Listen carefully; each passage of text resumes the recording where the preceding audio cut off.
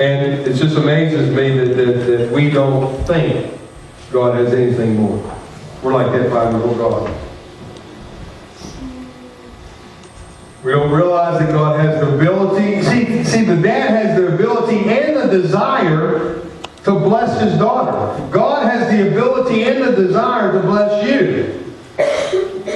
But the only problem is, we only have faith in God enough to believe He only has $5. He only has a little bit to offer, and that's all we do. And I'm here to tell you, that's not all God has. He has the desire and the ability to bless you more and far, exceedingly, abundantly, more than what you could think or see. You might be saying, Pastor, you just don't realize the job I have and the boss I work for, you just don't understand the economy I'm in and the family I have to deal with or to provide for. Listen to me. You don't get it from them. You're not blessed by them. You're blessed by God. Once you start realizing where your blessings come from, that's where your faith and your sight will be toward. That this boss, whether godly or ungodly, just happens to be in the middle of it. And if he doesn't decide to give you a raise, understand what God wants to do. And it's not God's fault that this man chooses not to operate in God's ways and God's desires. But God's going to bless you in other ways. Or God might bless someone higher than him to tell him to give you a raise. You understand what I'm saying?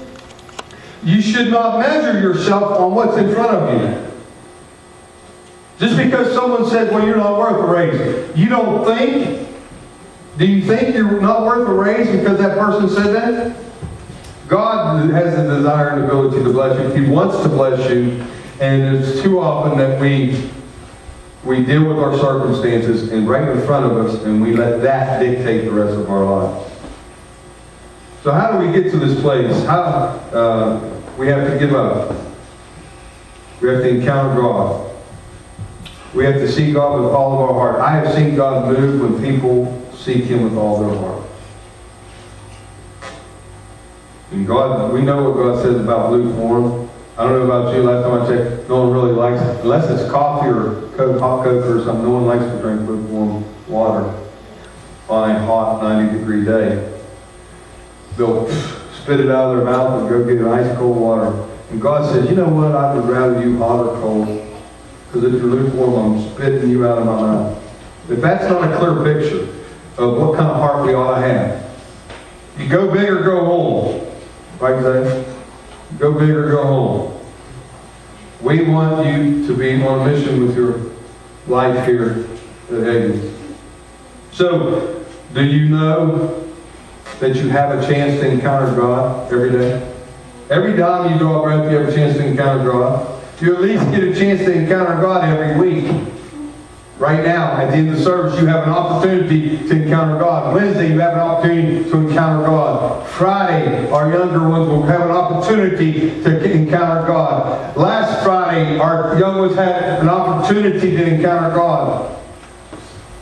Evan gave his first message up here Friday. And I don't know about you, but it dealt with a rabbit and a turtle.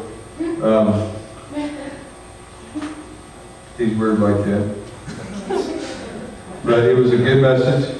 It had a very good point to it. And he had a good time enjoying it. You think he wasn't nervous? He was probably nervous. But he obeyed God.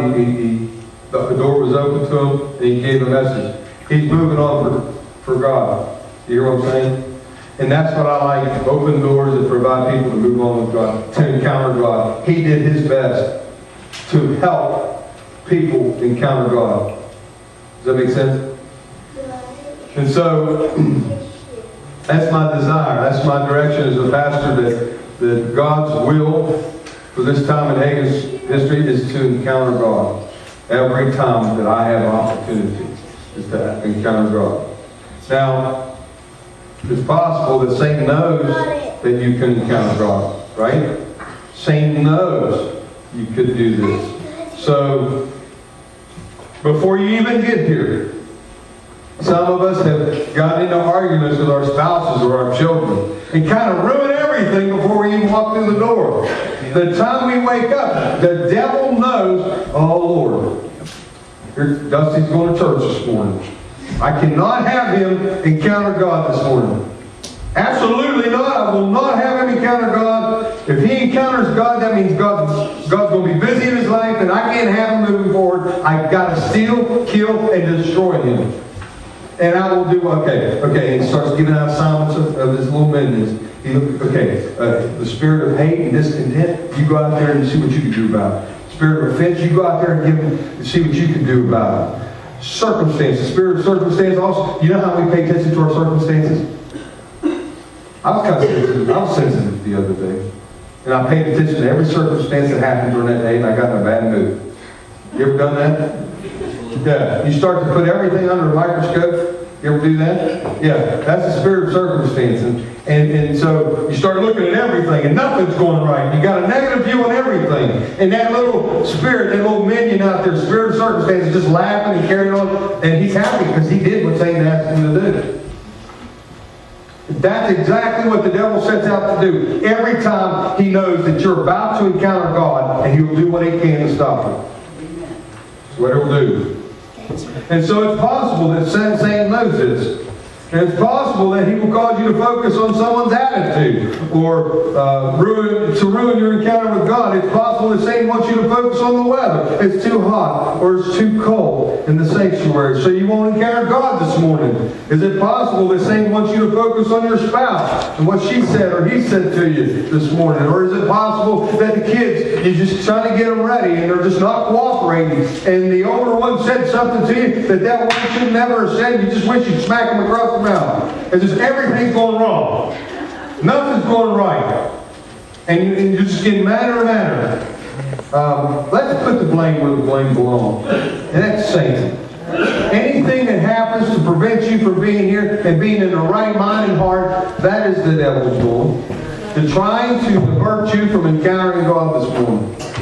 This is why we have fights on the way to church. This is why we have fights with our girlfriends and our boyfriends. This is why we have fights with our friends and family members. So, all these distractions occur because Satan does not want you to encounter God. Absolutely does not. He don't want a church-wide revival either. He don't want a large group of people to encounter God because that means very bad things for him. That means he cannot operate in Hagin's community. That means he can't cause hopelessness and despair and death and discontent if the church moves. Satan doesn't want me to help. Satan doesn't want me to help you to encounter God, and he'll do what he takes to attack me. Satan doesn't want Christians to move on with their life. This is why we just need to get out of the way. Just look to your neighbor and say, just get out of the way. Get out of the way. For those people who pay attention to these small things and they get distracted and they're not moving on with their life, they just need to get out of the way. Because those people who want to encounter God are going to be spiritual fanatics to the others. And they're not going to understand it. So we have to give up. Second, we have to give in. And this refers to seeing ourselves. We give up to God, and when we do, we see ourselves as we truly are.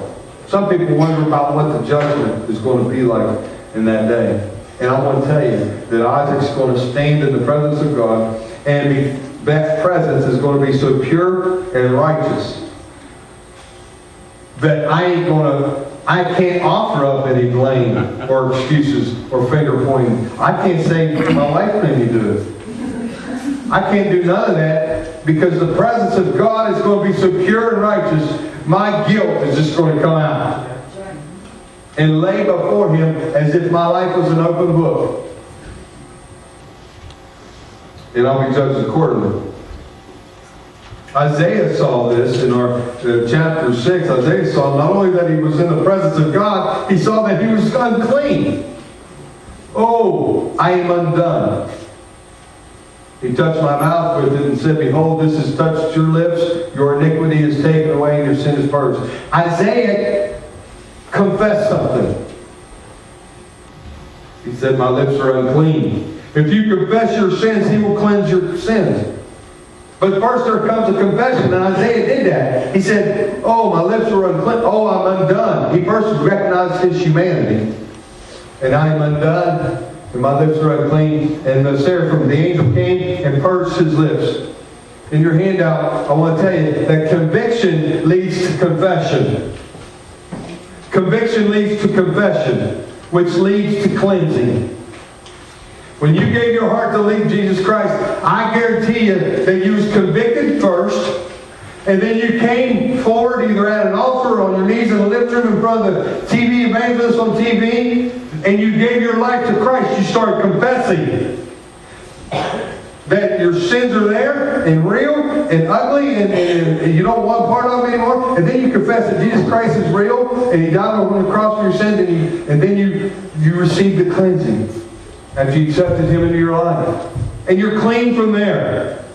Right? So conviction leads to confession, which leads to cleansing. And this is salvation. Seeing, giving in, seeing our own sinfulness, and God comes and cleanses us.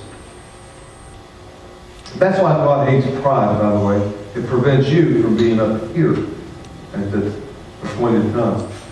It prevents, pride will prevent you and your children and your children's boyfriends and girlfriends from coming forward because they don't want to look like a fool.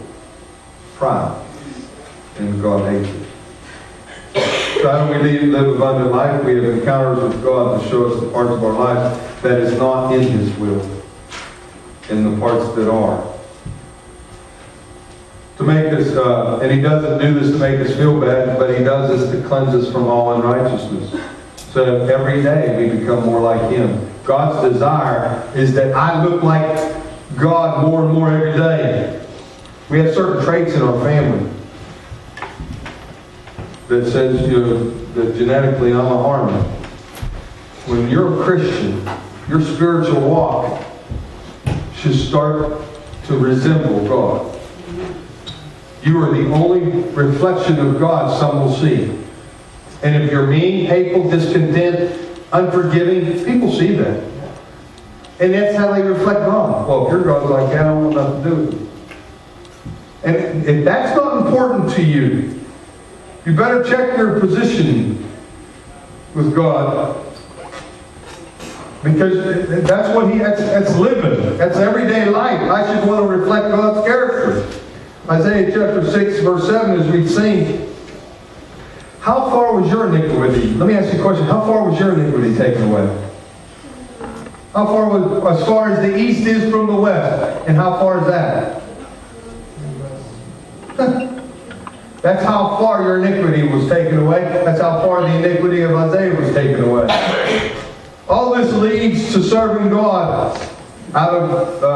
If we don't encounter God frequently and often, we begin to not pay attention to our convictions, and then we don't confess anything, and then we're not clean regularly. So we become this garbage dump within our own hearts that we don't let anybody see. You see, when we come to church, we're going to be prim and proper, but when we leave church, well, our sinful man comes out.